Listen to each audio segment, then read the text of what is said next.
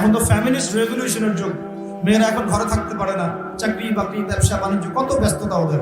এই নিজের বাচ্চাকে রেখে আসে মানুষের কাছে, তাই না? চাইল্ড ডে কেয়ার সেন্টারে।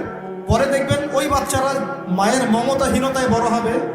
যারা মায়ের মমতাহীনতায় বড় হয়, বাবার মমতাহীনতায় বড় হয়, এরা বড় হয়ে একটু উগ্র মেজাজের হয়ে যায়। পৃথিবীতে যত মানুষ এই যে অন্যদেরকে হত্যা করেছে বা ওভার এগ্রেসিভ ছিল, ওই মঙ্গলদের কথা বলেন, এই যে হিটলারদের কথা বলেন, পৃথিবীতে এগ্রেসিভ মনোভাবের যারা সন্ত্রাসী এবং অন্যান্য কর্মকাণ্ডের সাথে যুক্ত থাকে, এদের একটা বড় অংশ মায়ের মমতা পায়নি ছোটবেলায়। মায়ের মমতা খুব কঠিন জিনিস, বড় জিনিস। আজকেও যারা মা বাবার সাপোর্ট পায় না সমাজে, পরিবারে, তারা কিন্তু মন থেকে খুব ভিতর থেকে খুব ডিসঅ্যাপয়েন্টেড থাকে, হতাশ থাকে। পরিবারের সাপোর্ট নাই, এক পর্যায়ে গিয়ে মাদকের কাছে গিয়ে শান্তি খুঁজতেছে। মাদক নিয়ে আমাদের চেয়ারম্যান সাহেব কথা বলেছেন, আলহামদুলিল্লাহ। এর পিছনে একটা কারণ আছে, আমাদেরকে কারণের গোড়ায় যেতে হবে। কারণটা কি? পারিবারিক মূল্যবোধ যখন অবক্ষয় ঘটে, তখন ছেলেটা মাদক খায়। গার্লফ্রেন্ড বয়ফ্রেন্ড ফ্রি মিক্সিং এর মধ্য দিয়ে যখন একটা মেয়ে একটা ছেলেকে কষ্ট দেয়, হারাম প্রেমে যখন ছেঁকা খায়, তখন সে মাদক খেতে যায়। রিজন আছে পেছনে। তারপর যখন তাকে আমরা নামাজি বানাতে ব্যর্থ হই, সে অন্য কোনো জায়গায় সুখ খুঁজতে যায়, হয় মাদকের কাছে, অথবা গার্লফ্রেন্ডের কাছে, অথবা যে গিটার, অথবা যে আপনার কোনো মিউজিক্যাল ইনস্ট্রুমেন্ট, অথবা গান। এখানে গিয়ে সে শান্তি খোঁজার চেষ্টা করে, ইন্টারনাল পিস চায়, সে মন থেকে শান্তি চায়। আমরা তাকে যদি তার জীবনের উদ্দেশ্যটা বোঝাতে পারি, তোমাকে আল্লাহ পাক দুনিয়া পাঠিয়েছেন আল্লাহর ইবাদত করার জন্য এবং আল্লাহর জমিনে তার দিন প্রতিষ্ঠা করার জন্য, এই বিষয়টা যদি আমরা ওকে বোঝাতে পারি যে তোমার জীবনটা মূল্যবান, হ্যাঁ, তোমার জীবন যৌবন, তোমার জান মাল সময় শ্রমকে আল্লাহর পথে বিলিয়ে দিলে ইনশাল্লাহ কাল কিয়ামতের মাঠে তুমি আরশের ছায়া পাবে, যুব সমাজ ফিরে আসবে ইনশাল্লাহ। ওদের গোড়ায় আঘাত করতে হবে। কিসের হতাশা? গার্লফ্রেন্ড চলে গেছে, হতাশা হওয়ার কোনো কারণ আছে? যে আপনাকে ছেড়ে চলে যায় সে তো আপনাকে ভালোবাসে না, আর যে আপনাকে ভালোবাসে নাই তার জন্য আপনি মাদক খাবেন কেন? সিম্পল কথা, ঠিক আছে না? যে আপনাকে ভালোবাসে নাই তার জন্য আপনি কেন মাদক খাবেন? দেখা যায় বেকারত্ব, চাকরি বাকরি পাচ্ছে না, বাসা থেকে প্রেশার, কামাই রোজগার নাই, ঘরে বসে বসে খাস, হ্যাঁ, তোর পিছনে এত টাকা ঢাললাম, পারিবারিক সাপোর্টের অভাব, মায়ের মমতার অভাব, বাবার একটা বন্ধুত্ব সুলভ আচরণের অভাব, এইসব কারণে ও ভিতর থেকে ফ্রাস্ট্রেটেড হয়ে যায়। তখন বন্ধুর পাল্লায় পড়ে, বন্ধু বলে আয় ওসব বাদ দে, দুটো টান দে, শান্তি পাবে। তখন বন্ধুর কাছে যায়, এই যে টানা শুরু করলো, এখান থেকে শুরু হবে। প্রথমে সিগারেট থেকে শুরু করে, আস্তে আস্তে যাবে যে গাঁজা, ফেন্সিডিল, এখন তো ইয়াবার যুগ চলছে, আরো বড় বড় কত মাদক আল্লাহ ভালো জানেন এখন লঞ্চ হয়েছে, এগুলো প্রশাসন ভালো বলতে পারবে। তো স্টার্টিংটা কিন্তু এভাবে হয়, পারিবারিক সাপোর্টের অভাব, অথবা মমতার অভাব, অথবা একটা হৃদ্যতাপূর্ণ পরিবেশ নাই পরিবারের মধ্যে, ঝগড়াঝাটি ফাঁসা, পিতামাতার মধ্যে ফাঁসা, অথবা বন্ধুদের পাল্লায় পড়া, অথবা নারী, অথবা হতাশা, বেকারত্ব। এই কয়েকটাই কারণ মূলত, এগুলো থেকেই ছেলেরা মাদকের দিকে যাচ্ছে। তো কারণগুলো সলভ করতে হলে কোথায় আসতে হবে? আমি দুইটা খালি মেডিসিন বলে দেবো, অনলি দুইটা। কয়টা? দুইটা। আমি চ্যালেঞ্জ করছি, এই দুইটা মেডিসিন যদি প্রয়োগ করা যায় যুব সমাজের উপরে, ইনশাআল্লাহ 1% যুবক মাদক খাবেন ইনশাআল্লাহ। একটা মেডিসিন হচ্ছে কিচ্ছু না, শুধু ওদেরকে 5 ওয়াক্ত নামাজ পড়তে হবে। টাইম টু টাইম তোমরা 5 ওয়াক্ত নামাজ পড়বা। যত হতাশা, গ্লানি, কষ্ট দেখবা, সমস্ত কষ্ট ওই আল্লাহর সামনে ঢেলে দিবা। যখন তোমার কেউ ছিল না, যে আল্লাহ তোমাকে দেখেছে, ওই আল্লাহর সামনে ঢেলে দিতে হবে। পারা যাবে ইনশাআল্লাহ? এই একটা মেডিসিন। অতএব নামাজই বানান, মানুষকে বেশি বেশি নামাজই বানান, অটোমেটিক সে মাদক থেকে দূরে আসবে। আল্লাহ পাক ওয়াদা করেছেন, আল্লাহ বলছেন ইন্নাস সালাতা তানহা আনিল ফাহশাই ওয়াল মুনকার ওয়া লাযিকরুল্লাহি আকবার। আল্লাহ বলছেন শোনো, নিশ্চয় নামাজ পড়ার মতো পড়লে, নামাজ কায়েম করার মতো করলে, এই নামাজই তোমাকে সমস্ত পাপ থেকে দূরে রাখবে ইনশাআল্লাহ। নামাজ, আমি 3G 4G নামাজের কথা বলছি, নামাজের কথা বলছি যে নামাজ আপনি মনোযোগের সাথে, খুশুর সাথে নামাজে কি পড়ছেন বুঝতে পারছেন, সিজদায় গিয়ে দোয়া করছেন, আল্লাহকে পাচ্ছেন, এই নামাজের কথা বলছি। এই নামাজ যে ব্যক্তি পড়তে পারে 5 ওয়াক্ত, ইনশাআল্লাহ মাদকের ধার কাছেও সে কখনো যাবে না ইনশাআল্লাহ। আর দ্বিতীয় মেডিসিন হচ্ছে, সেটা হলো আল কোরআনুল কারীম, যেটা আমার হাতে দেখছেন। এই আল কোরআনুল কারীম যদি আপনি প্রতিদিন কমপক্ষে 1টা পারা করে তেলাওয়াত করেন, 30 দিন 30 পারা, প্রতিদিন 1 পারা, প্রতি মাসে 1 খতম, যদি এতটুকু এই জিনিসটা অভ্যাস করতে পারেন, ইনশাআল্লাহ আপনার মনের মধ্যে প্রশান্তি দিয়ে ভর্তি থাকবে, কোনো কষ্ট থাকবে না ইনশাআল্লাহ। আমি চ্যালেঞ্জ করছি আপনাকে, ইমপ্লিমেন্ট করে দেখেন। প্রতিদিন এক পারা, কতটুকু? অন্তত এক পারা, 30 দিন 30 পারা, মাস শেষে এক খতম হবে ইনশাআল্লাহ।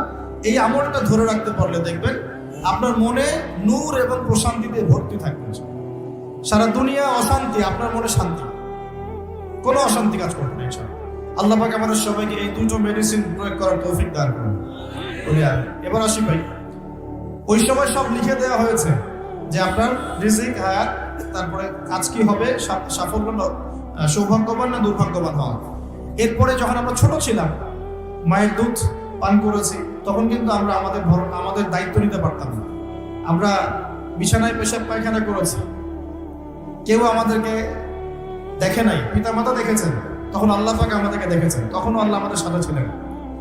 আমরা শ্বাস নেওয়া শুরু করি, শ্বাস নেওয়া, এই শুধু শ্বাস নিঃশ্বাস নেওয়ার যে ক্ষমতা বা এই যে নিয়ামত, এই নিয়ামতটুকুর শুকরিয়া কি আমরা আদায় করতে পারবো?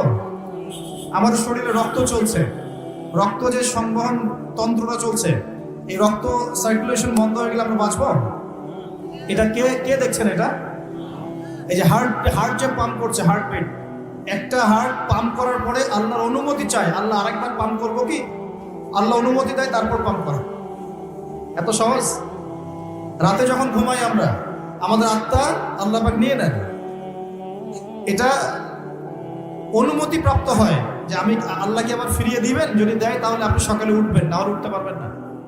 সূর্য ডুবে আল্লাহর পারমিশন নেয়, আমি কি আগামীকাল আবার উঠবো? আল্লাহ পারমিশন দিলে তারপর ওঠে। প্রভু রব কি জিনিস, আল্লাহকে চিন্তা হবে।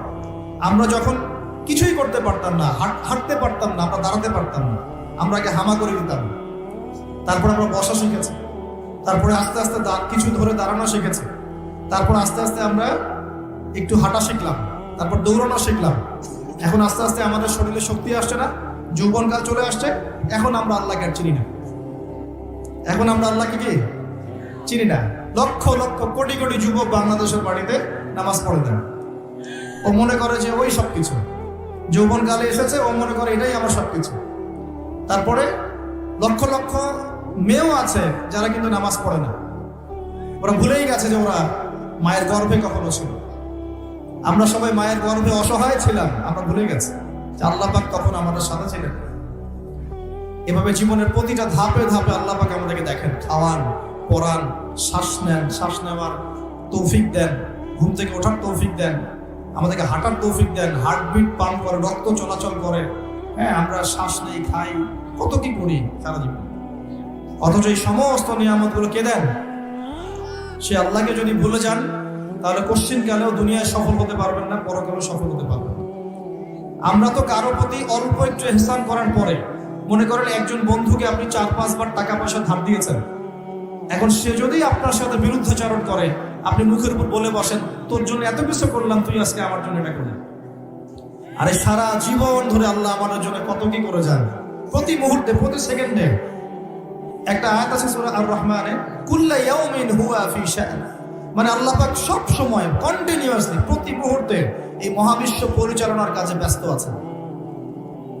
মনে করেন এখানে যত মানুষ আমরা আছি, সবাই যদি আমার সাথে এখন একসাথে এট এ টাইম মুসাফা করতে আসেন, আমি বিরক্ত হব না? সবাই এসে হুমরি খাওয়া শুরু করে মুসাফা, সবাই আমাকে যদি একটা কথা একসাথে বলা শুরু করেন, আপনার একটা কথা, আপনার একটা, আপনার একটা, আপনার একটা, সবগুলো আমি শুনতে পারবো? 1 সেকেন্ডের মধ্যে সারা বিশ্বের কোটি কোটি মানুষ একই সময় আল্লাহর কাছে দোয়া করে, আল্লাহ সবার দোয়া শোনেন, এক মুহূর্তেই শোনেন। আমরা সবাই এখন বসে আল্লাহর কাছে চাচ্ছি, সবার মনের জান্নাতে যাওয়ার পরে, জান্নাতে যাওয়ার 100 কোটি বছর পর আমরা কি করব আল্লাহ এখনই সেটা জানেন, জানেন না? আবার জাহান্নামে যাওয়ার 100 কোটি বছর পর জাহান্নামীরা কোন শাস্তি ভোগ করবে আল্লাহ সেটাও জানে। তো এই মহান রবকে এখন মানুষ বিশ্বাস করে না, এখন নাস্তিকতার যুগ চলছে, আস্তাগফিরুল্লাহ। এখন কি প্রোটেস্ট্যান্ট ইসলামের যুগ চলছে, মানে কিছু অংশ ইসলামের পালন করে, কিছু অংশ পালন করে না। ইসলাম, কোরআন, হাদিস, পর্দা, এই বিষয়গুলোকে মানুষ এখন কটাক্ষ করা শুরু করছে, আক্রমণ করা শুরু করছে।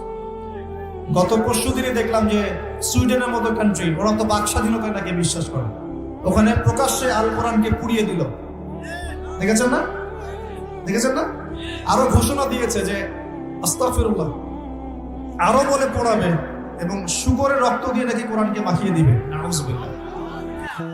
আমরা দোয়া করি আল্লাহ পাক ওদের চেহারাগুলোকে জাহান্নামে জ্বালিয়ে দেখ। হেদায়েতের দোয়া করতে পারবো না, এদের জন্য হেদায়েতের দোয়া করার রুচিবোধ আমাদের মধ্যে নেই। আল্লাহ পাক অচিরেই এদেরকে ধ্বংস করবেন ইনশাআল্লাহ। অচিরে ধ্বংস তো হবে, এটা আমি নিশ্চিত। কারণ আমি শেষ জামানার ছাত্র, স্টাডি করি যে 3টা বড় বড় ভূমিকম্প আসা এখনো বাকি আছে। তার মধ্যে একটা হবে পশ্চিমা সভ্যতায়।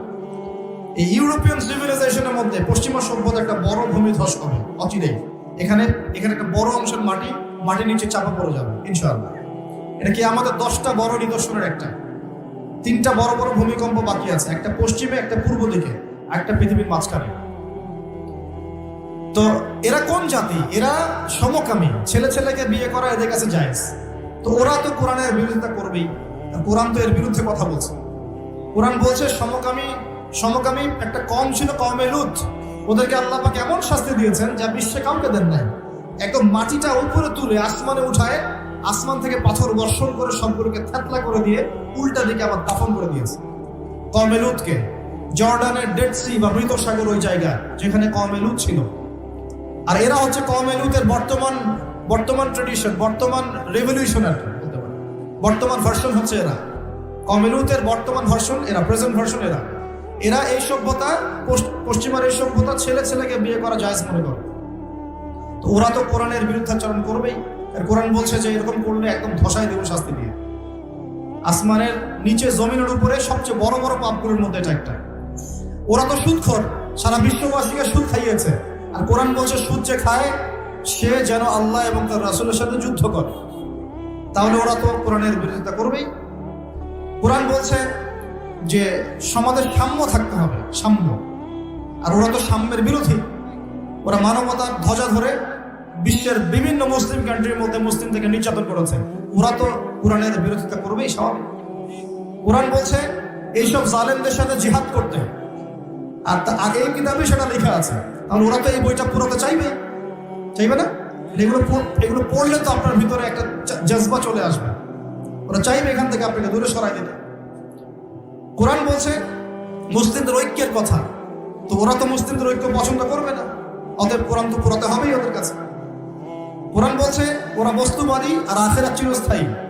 তো বস্তুবাদী এই সভ্যতা আখিরাতমুখী সভ্যতার বিরুদ্ধাচরণ তো করবেই।